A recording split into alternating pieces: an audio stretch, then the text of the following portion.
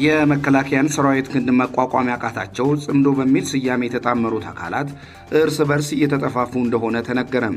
የጀግናው መከላከያ ሰራዊታችንን ብረት ለበስ ክንድና የተቀናጀ ጥቃት መቋቋም ያቃታቸው ጥቅማቸው ያጋጫቸው የጥፋት ኃይሎች አሁን ላይ እርስ በርስ የመጠፋፋትና መናቆር ውስጥ መግባታቸው ተሰምቷል።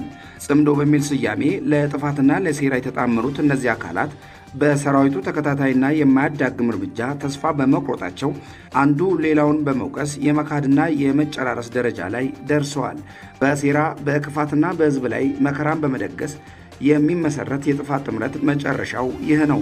ያለቀለት ውድቀት ዛሬ ላይ በሀገራችን ላይ ክፉ የሚያስቡ የሕዝብን ሰላምና ልማት ለሚያውቁና በሴራ ኃይሎች ለተሰለፉ ኃይሎች እየታየ ያለው እውነታም ይሄ ነው።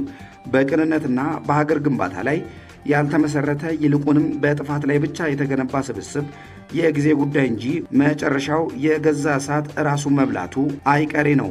አሁን ላይ እየወጡ ያሉ መረጃዎች እንደሚያመለክቱት እነዚህ ለጥፋት የተሰለፉ ኃይሎች የጋራ አጀንዳቸው ሲከሽፍና የጥፋት መንገዳቸው ሲዛባባቸው ፊታቸውን ወደ እርስ በርስ መናቆርና መጠፋፋት አዙረዋል።